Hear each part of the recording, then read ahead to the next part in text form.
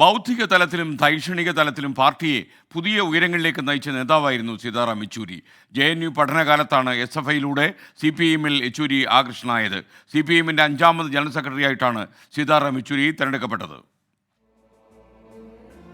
നിലപാടുകളിൽ ഉറച്ചു നിൽക്കാനുള്ള വ്യഗ്രത, കാര്യങ്ങളെപ്പറ്റി പഠിച്ചു മാത്രം അഭിപ്രായം പറയുന്ന പ്രകൃതം, ഇതൊക്കെ മറ്റു പല രാഷ്ട്രീയ നേതാക്കളിൽ നിന്നും സീതാറാം യെച്ചൂരിയെ വേറിട്ടു നിർത്തി. സാമ്പത്തിക ശാസ്ത്രമായാലും രാഷ്ട്രീയമായാലും യെച്ചൂരിയുടെ വാക്കുകൾക്ക് ജനം കാതോർത്തത് അതുകൊണ്ടാണ്. ആന്ധ്രയിലെ കാക്കിനാട സ്വദേശികളായ സർവേശ്വര സോമയാജലു യെച്ചൂരിയുടെയും കൽപ്പകം യെച്ചൂരിയുടെയും മകനായി 1952 ഓഗസ്റ്റ് 12 ജനനം.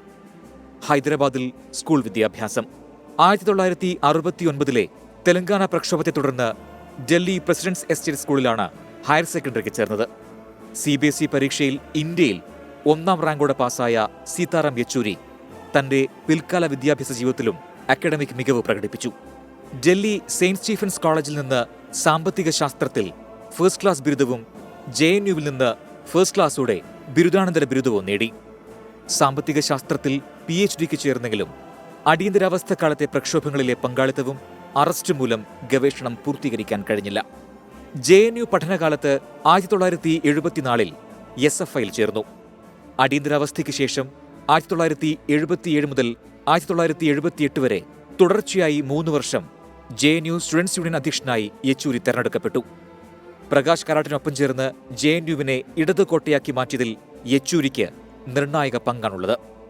1978 SFIയുടെ അഖിലേന്ത്യാ ജോയിന്റ് സെക്രട്ടറി, 1986 SFI അഖിലേന്ത്യാ പ്രസിഡന്റ് തുടങ്ങിയ സ്ഥാനങ്ങൾ വഹിച്ച യെച്ചൂരി 1984 CPIഎമ്മിന്റെ കേന്ദ്ര കമ്മിറ്റിയിലെത്തി. കേന്ദ്ര സെക്രട്ടേറിയറ്റിലേക്കും പോളിറ്റ് ബ്യൂറോയിലേക്കും തെരഞ്ഞെടുക്കപ്പെട്ടു. 2015 ജനറൽ സെക്രട്ടറിയായി തെരഞ്ഞെടുക്കപ്പെട്ട യെച്ചൂരി 2018 2022 വീണ്ടും തെരഞ്ഞെടുക്കപ്പെട്ടു. 2005 മുതൽ രാജ്യസഭാംഗവും കഴിഞ്ഞ 20 വർഷമായി പീപ്പിൾസ് ഡെമോക്രസിയുടെ എഡിറ്ററുമായിരുന്നു സീതാറാം യെച്ചൂരി. പാർട്ടിയുടെ അന്താരാഷ്ട്രകാര്യ വകുപ്പിന്റെ മേധാവിയായി പ്രവർത്തിച്ചു വരുന്ന യെച്ചൂരി സോഷ്യലിസ്റ്റ് രാജ്യങ്ങളുടെ പാർട്ടി കോൺഫറൻസുകളിൽ ക്ഷണിതാവുമായിരുന്നു.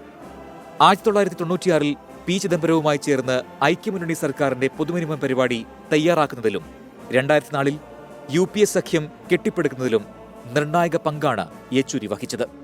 ദ വയറിന്റെ എഡിറ്ററായ സീമ കിസ്റ്റിയാണ് ഭാര്യ.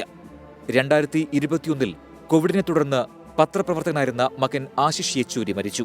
മകൾ അഖില യെച്ചൂരി യൂണിവേഴ്സിറ്റി ഓഫ് എഡിൻബറയിൽ ചരിത്രാധ്യാപികയാണ്.